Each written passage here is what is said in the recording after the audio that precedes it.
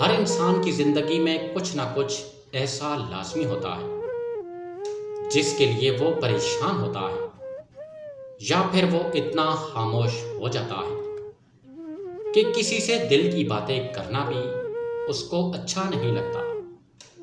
اگر آپ کی زندگی میں یہ تین چیزیں موجود ہیں: پہلا، مخلص انسان جس نے آپ کو چھوڑ دیا تھا۔